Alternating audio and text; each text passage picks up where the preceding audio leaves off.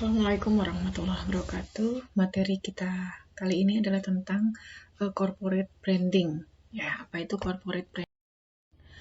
Corporate branding adalah satu brand atau pengenal, tanda, identitas dari suatu perusahaan. Sekaligus di dalamnya terkandung citra dari perusahaan tersebut.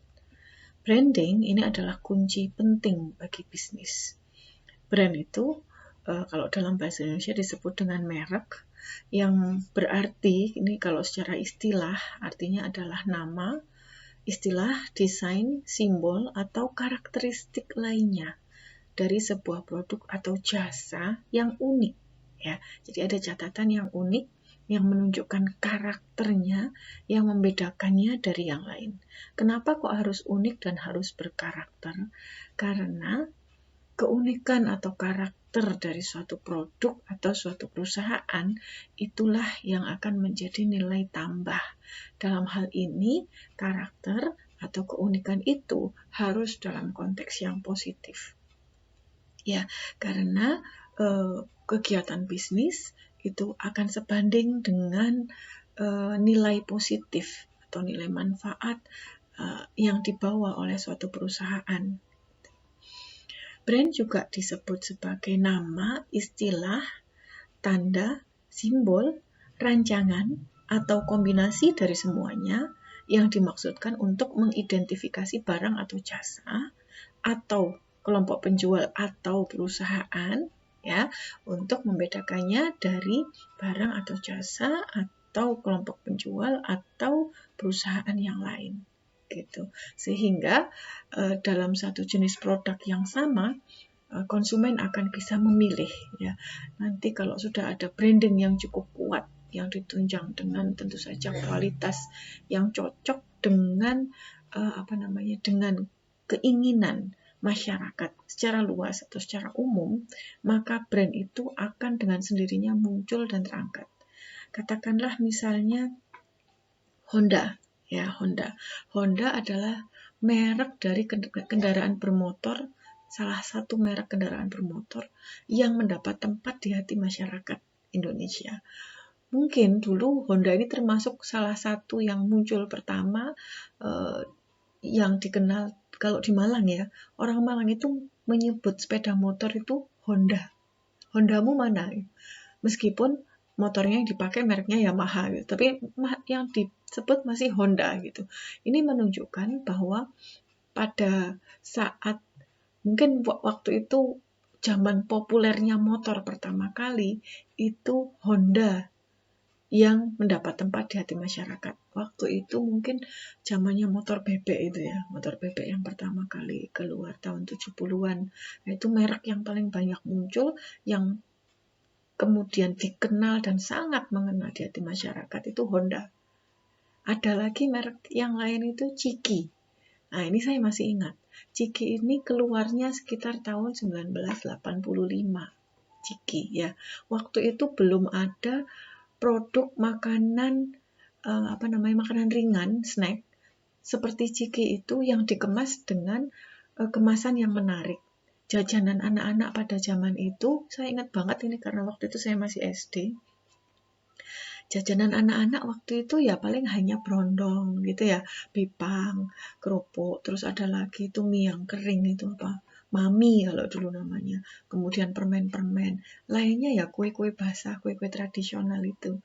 Ya, goreng-gorengan kayak gitu-gitu. Nah, kemudian muncul Chiki dengan label yang dengan kemasan yang menarik dan rasa yang sangat disukai anak-anak. Meskipun banyak micin, itu mungkin zaman micin pertama kali melanda anak-anak itu. Sebelumnya enggak pakai micin. Ini kemudian menjadi banyak pakai micin. Nah, Chiki ini menjadi satu brand yang kemudian sangat terkenal untuk snack dengan identitas dengan karakter yang sama, snack makanan ringan yang renyah gitu ya, kemudian rasanya gurih atau asin gitu. Ketika yang berikutnya muncul, meskipun tidak menggunakan bukan Chiki gitu ya, tapi tetap menyebutnya Chiki. Nah, itu ya. Chiki itu pokoknya untuk menyebut satu jenis makanan ringan yang keras-keras gitu ya. Nah, bentuknya bisa bulat, bisa lonjong, akhirnya yang asin-asin gitu ya, yang banyak micin gitu. Nah, ini istilahnya seperti itu. Jadi brand itu menjadi sangat kuat ketika produk itu dikenal masyarakat. Saya juga ingat karena ini jika pertama kali muncul dan waktu itu iklannya cukup banyak gitu ya, cukup banyak keluar di majalah-majalah anak-anak. Sehingga ada ini juga dulu itu ada album Panini. Dalam setiap kemasan Ciki ada stiker yang nanti dia ditempelkan ke album Panini. Nah, ini jadi buruannya anak-anak waktu itu. Meskipun saya ingat dulu harganya itu ya untuk kalangan menengah bawah mungkin terasa agak mahal gitu ya, tapi ini menjadi satu strategi market yang sangat berhasil untuk Ciki sehingga namanya melekat sampai sekarang untuk menyebut snack yang seperti itu menyebutnya Ciki gitu. Oke, kemudian mie juga sama, brandnya Indomie itu sangat kuat sehingga untuk menyebut mie apapun itu masih tetap Indomie gitu masyarakat secara luas. Ya, kemudian Apple kita juga kenal sendiri bagaimana kualitas dan ada prestis juga di dalamnya gitu ya. Prestisnya Apple itu luar biasa gitu ya, sehingga ya mungkin dari segi kualitas memang dia sangat unggul sehingga menjadi sangat logis ketika harganya mahal, meskipun dari mahalnya itu ada sekian persen untuk nilai prestisnya gitu ya. Justru orang sekarang itu justru senang kalau yang mahal gitu ya, bagus mahal nggak apa-apa. Sepatu Skechers gitu ya, itu juga produk yang kemudian disukai masyarakat sehingga menjadi sangat kuat melekat. Kalau cari sepatu ya yang Skechers gitu, yang enak dipakai. Jadi branding ini mewakili karakter, sifat, dan kualitas orang atau perusahaan yang membuatnya, serta kualitas, sifat, dan karakter produk, hingga akhirnya menjadi image produk dan perusahaan secara keseluruhan. Jadi dia akhirnya menjadi wakil atau mewakili satu produk. Nah, brand yang baik, ini tadi sudah ada beberapa contohnya, itu yang dipercaya, bisa sampai di hati masyarakat itu kalau dia dipercaya, masyarakat merasakan betul manfaatnya. Jadi kalau sudah tahu kualitasnya dan merasakan betul manfaatnya sesuai dengan apa yang diiklankan gitu ya, itu akan langgeng atau akan sustainable gitu. Jadi semakin kuat kualitasnya, semakin bagus kualitasnya, brandnya semakin kuat, dan harga itu kadang-kadang menjadi tidak masalah. Seberapapun mahal, masyarakat akan tetap berusaha untuk bisa memiliki, gitu. Karena yang dicari terutama ada kualitas. Nah, ini ada beberapa brand. Yang pertama ada product branding, ada personal branding, dan ada corporate branding. Ya, ada perusahaan, ada produknya, ada orangnya, personal branding ya, ownernya siapa, perusahaannya apa gitu. Jadi kalau misalnya Indofood, nah kalau produk-produknya Indofood orang sudah pada tahu kualitasnya seperti apa, itu juga sudah tahu. Produknya Unilever misalnya, orang juga sudah tahu produknya apa saja. Mungkin ada yang dalam tanda petik karena brandnya cukup kuat, cukup melekat di hati masyarakat dan merasa cocok, merasa pas menggunakan produk-produknya, maka kemudian secara langsung setiap produk yang dikeluarkan oleh perusahaan itu, nah gitu ya. Jadi dari produk yang dikenal masyarakat sampai di hati masyarakat, kemudian ketika tahu itu adalah produknya perusahaan A, Unilever misalnya, atau Mas Pion misalnya, masyarakat sudah tahu karakternya, identitasnya, kualitasnya seperti apa, harganya bagaimana, itu secara langsung ataupun tidak ya, yang tidak ini kayaknya kecil, ketika mereka membutuhkan produk yang sejenis, mereka akan memilih perusahaan yang sama gitu. Oh, kalau sabun cuci misalnya ya Rinso, yang bagus itu produknya Unilever gitu misalnya, dibandingkan produknya perusahaan yang lain, misalnya seperti itu. Jadi apapun produknya Unilever nanti akan dipilih. Ini contoh ya, bukan untuk mendiskreditkan atau mempromosikan satu perusahaan atau merek tertentu. Nah, di dalam brand itu sebenarnya adalah satu proses komunikasi antara produk kemudian perusahaan, dan kalau dia produknya dimiliki oleh satu orang, itu juga mewakili branding dari orang tersebut. Ini banyak kita lihat sekarang. Misalnya yang lagi trending di Malang itu MS Glow. MS Glow itu iklannya di mana-mana, di media sosial juga sangat gencar gitu ya. Dia satu produk kosmetik yang ya promonya lewat media macam-macam, dia menjadi sponsornya macam-macam juga. Nah, komunikasi untuk memperkenalkan memperkenalkan produknya ini diwakili oleh brandnya. MS Glow itu akan langsung merujuk pada brand dari pemiliknya, karena ini dimiliki oleh personal gitu ya. Oh, pemiliknya itu sama itu yang dulu pernah begini-begini gitu. Ini jika personal brandingnya kuat, maka produknya juga akan sustainable. Tapi kalau personal brandingnya tidak cukup kuat dalam artian positif ya, dalam artian positif ini sebentar saja biasanya. Apalagi media sosial, ketika nanti personnya itu mendapatkan satu masalah dalam tanda petik ya, ada satu hal negatif yang dilihat oleh netizen gitu ya, kejamnya netizen itu luar biasa, ini brandnya bisa langsung down gitu. Jadi pengaruh personal branding jika perusahaan itu dimiliki oleh satu orang ini sangat kuat. Nah gitu. Di brand ini adalah satu bentuk komunikasi antara perusahaan, dia diwakili image-nya, kemudian citranya oleh brand itu yang kemudian ditangkap oleh masyarakat sebagai penikmat produknya. Nah, ini ada beberapa fungsi branding. Branding itu fungsinya sebagai pembeda, promosi dan daya tarik, pembangun citra, pemberi keyakinan, jaminan kualitas dan prestis, kemudian sebagai pengendali pasar juga. Ya, di air mineral apa? Pasti orang menyebutnya Aqua. Kalau zaman dulu itu handphone itu yang terkenal Nokia, tapi ternyata sebegitu besar perusahaannya bisa hancur juga ya gitu ya. Kemudian Ford, seperti apa kualitasnya produk-produk Ford itu kita sudah pada tahu. Kalau mau membandingkan dengan produk mobil dari Jepang, nah itu masyarakat sudah tahu bagaimana karakter masing-masingnya gitu. Kemudian biasanya di dalam brand itu juga ada tagline-nya. Ada tagline-nya, misalnya UB. Nah, ini beberapa waktu yang lalu tagline-nya Join UB Be the Best. Gitu. Kemudian Indomie seleraku, ada lagunya juga, ini makin kuat lagi. Gitu. Kemudian McDonald itu I'm loving it. Itu juga di iklannya ada lagunya, akhir iklannya I'm loving it gitu. Nah, ini tagline ini menunjukkan daya tarik juga. Tagline ini menunjukkan daya tarik, menunjukkan satu harapan juga, menunjukkan satu kalimat-kalimat yang mensugesti penikmat atau masyarakat atau yang melihat gitu ya, apresiannya gitu, apresiatornya.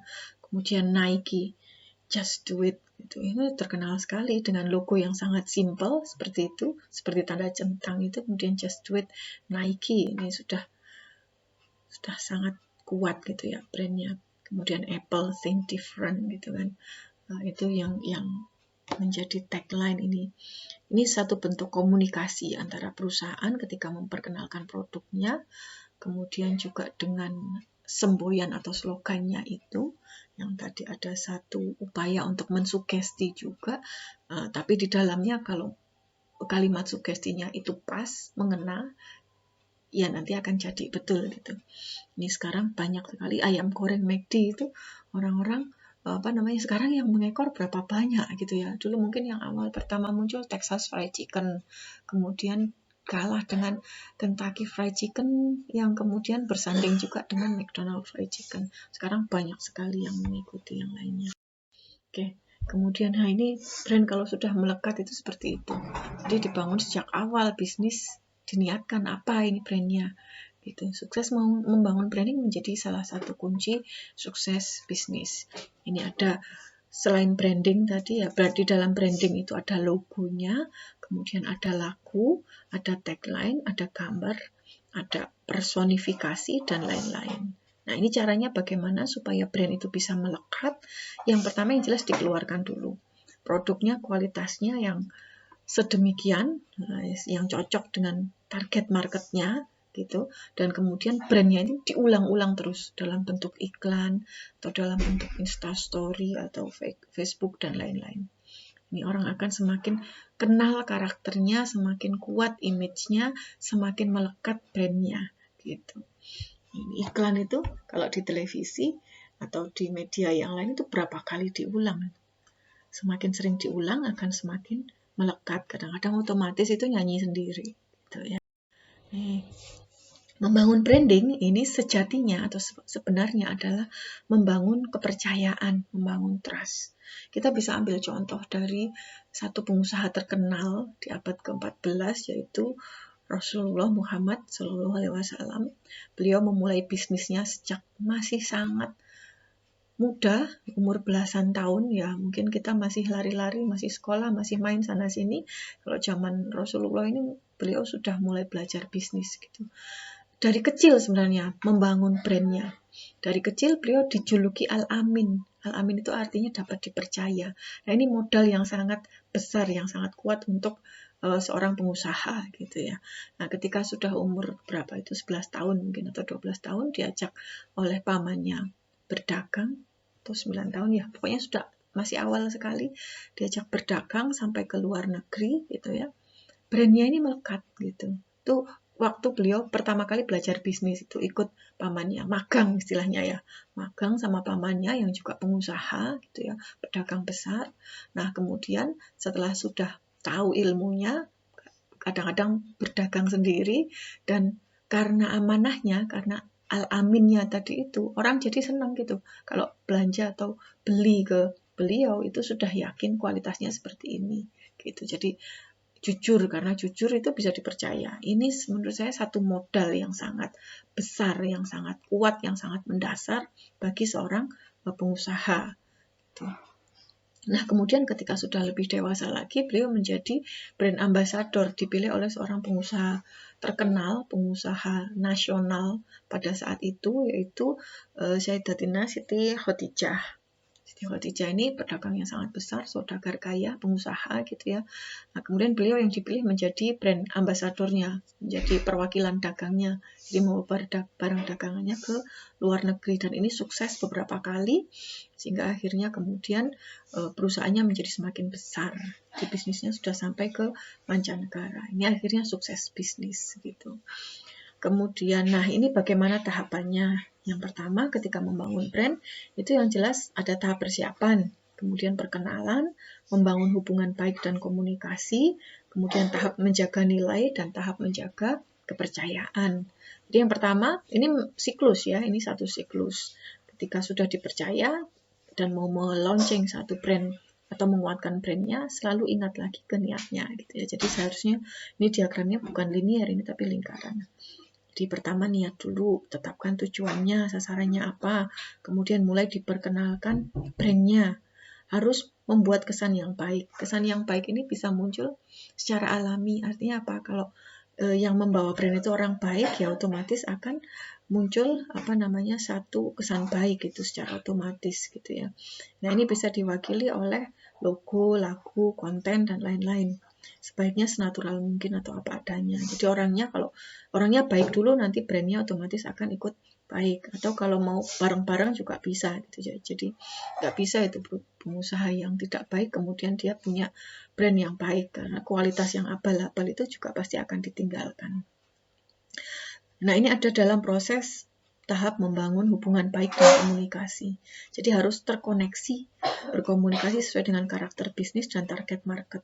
Harus ada komunikasi dengan pasarnya gitu. Jadi antara perusahaan dan pasar harus ada komunikasi yang rutin, yang terjalin dengan baik. Ini kalau di media sosial, ini proses ini bisa dilakukan dengan mudah gitu ya. Ada kadang-kadang ada giveaway, ada hadiah atau ada apa. Kemudian ada survei misalnya dari perusahaan ke para pelanggan gitu ya. Dia ada macam-macam cara untuk bisa berkomunikasi. Atau biasanya ada ini juga bikin obral atau pasar pasar murah atau sembako murah, jadi sponsornya di situ. Jadi sponsor di acara-acara kampus, acaranya mahasiswa atau acara-acara satu organisasi dan lain-lain. Itu cara atau strategi untuk membangun komunikasi dengan pasar. Supaya apa? Nah, kalau komunikasinya cukup intens, akan ada hubungan, akan terjalin hubungan yang lebih baik gitu antara perusahaan dengan pasar, sehingga produknya juga akan lebih dikenal atau diketahui. Kemudian setelah itu adalah tahap menjaga nilai gitu. Jadi jangan sampai kualitasnya di awal baik, kemudian menurun. Nah, ini kalau sudah dipercaya harus dijaga betul kepercayaannya. Jadi harus konsisten. Nah, ini perlu ada evaluasi dan proses belajar. Ingat lagi niatnya dulu apa gitu. Kalau niatnya dulu masih setengah, sekarang lebih ditambah lagi jadi 3/4 menuju ke arah yang lebih baik terus. Nah, ini akan bisa semakin kuat brandnya, nanti akan dipercaya. Nah, ini macam-macam branding, ada product branding, ada personal branding, ada corporate branding, geographic branding, dan cultural branding. Yang geographic branding dan cultural branding ini biasanya untuk wisata. Ini corporate branding, ini merupakan salah satu jenis branding yang menggunakan nama perusahaan sebagai merek produk, sekaligus penjamin kualitas. Jadi kalau sudah punyanya perusahaan A, itu pasti kualitasnya bagus. Nah, seperti itu. Tapi kalau punyanya perusahaan B, itu kualitasnya kurang bagus. Tapi ini tergantung, sekali lagi tergantung target marketnya. Gitu. Tergantung target marketnya. Ada market yang memang sasarannya itu masyarakat menengah bawah, sehingga harganya murah, kualitas belakangan gitu. Tapi ada yang targetnya mungkin seluruh kalangan, ya seluruh kalangan, harganya mahal tidak apa-apa, kualitasnya bagus. Nah, ini semua akan berupaya untuk bisa mendapatkan itu. Dan kalau bisa punya itu, produk itu ada prestisnya gitu. Ada satu prestasi, ya, merasa memiliki satu prestasi gitu si penggunanya atau konsumennya. Ini ada beberapa unsur dalam membangun corporate branding. Yang pertama unsur manusianya, kemudian nilai dan prioritasnya, ini harus ditetapkan di awal, tergantung dengan value perusahaannya, dan harus berusaha untuk terus dipertahankan bagaimanapun kondisi perusahaan. Kemudian ada proses inovasi, kalau di perusahaan itu ada R&D, ada Research and Development, ini harus terus dilaksanakan secara kontinu, secara berkelanjutan, dan dalam tim. Jadi ada survei pasar, kemudian survei kualitas produk, kemudian pengembangan produk, ini harus dilakukan secara berkesinambungan, ada menurut siklusnya itu tadi. Kemudian ada kualitas. Kualitas ini ketika menjanjikan kualitas yang tinggi ini harus dipenuhi. Kalau tidak terpenuhi, nah masyarakat itu punya punya kekuasaan untuk menghentikan gitu ya, atau untuk tidak lagi membeli produk itu. Ketika tahu kualitasnya jadi jelek, atau ketika ada pesaing dengan kualitas yang lebih bisa dipercaya. Nah, itu akan ditinggalkan nanti. Jadi kualitas ini harus terus dijaga. Kemudian fokus pada konsumen. Tetap berkomunikasi dan melayani dengan baik pada semua orang. Ya, jadi komunikasi ini sekali lagi sangat perlu. Semakin intens komunikasi itu dilakukan, baik dalam bentuk iklan, promosi, lomba mungkin sebagai sponsor dan lain-lain itu, maka akan semakin dikenal, semakin terjalin hubungan yang baik dengan konsumen. Nah, ini indikator kesuksesan corporate branding. Yang pertama, jika dia dikenal baik oleh banyak orang, dikenal baik ini dia bisa memberikan manfaat bagi kalangan yang luas. Kemudian yang kedua, mendatangkan keuntungan besar bagi perusahaan. Ya, jadi manfaatnya itu untuk pihak perusahaan dan juga untuk masyarakat. Ini salah satu yang dilakukan oleh Danone, oleh Aqua ya. Aqua sekarang sudah jadi miliknya Danone. Aqua itu dengan Bu Tirta itu sekarang banyak melakukan rebuilding gitu, rebuilding rumah-rumah adat di kampung-kampung di pelosok-pelosok Nusantara. Wairebo, di Batak, di Sulawesi ini banyak sekali yang sudah di-rebuild gitu ya, sudah di-rebuild, dibangun kembali dengan proses atau metode tradisional gitu, dengan metode yang tradisional, kemudian setelah di-rebuild, kemudian prosesnya ini didokumentasikan, mereka menggandeng arsitek nasional kita Yori Antar yang juga sudah punya nama di luar negeri, kemudian proses ini kemudian disebarluaskan lewat kampus-kampus, lewat masyarakat secara umum, dan ke luar negeri. Mereka mengajak mahasiswa juga, ini luar biasa. Jadi satu kegiatan sosial yang kemudian membawa manfaat untuk masyarakat bukan airnya saja manfaatnya, tapi kegiatannya tadi itu. Secara tidak langsung ini akan ngikut gitu. Brand perusahaannya terbangun, kemudian produknya menjadi dikenal lebih luas gitu. Nah, kampung-kampung yang sudah di-rebuild tadi kemudian jadi objek untuk penelitian, objek wisata, objek ya macam-macam yang lainnya gitu ya. Jadi ini satu metode yang ditempuh oleh perusahaan-perusahaan besar seperti Danone. Jadi manfaatnya menjadi semakin lebih luas. Ini bagaimana membangun corporate branding. Yang pertama caranya berikan informasi tentang brand itu secara detail. Ya, tentukan target marketnya, berikan informasi secara jujur. Sekali lagi kata kuncinya adalah jujur dan cukup detail untuk membangun kepercayaan. Meskipun ini ada teknik komunikasinya gitu ya. Ada kekurangan pasti dari satu produk gitu. Bagaimana caranya supaya masyarakat tidak fokus pada kekurangannya gitu, atau bagaimana menyampaikan kekurangan itu dengan sangat baik sehingga masyarakat masih bisa menerima karena melihat lebih banyak hal positifnya gitu. Nah, ini perlu teknik komunikasi yang tepat. Kemudian tentukan strategi yang tepat. Strategi yang tepat ini menjaga profesionalitas perusahaan.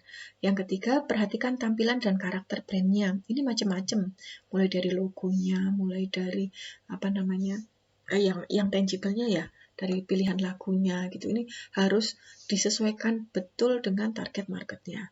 Kemudian yang keempat, jalin komunikasi dan hubungan baik dengan konsumen, baik secara tangible, secara yang kasat mata ya, ataupun yang dalam bentuk intangible added value.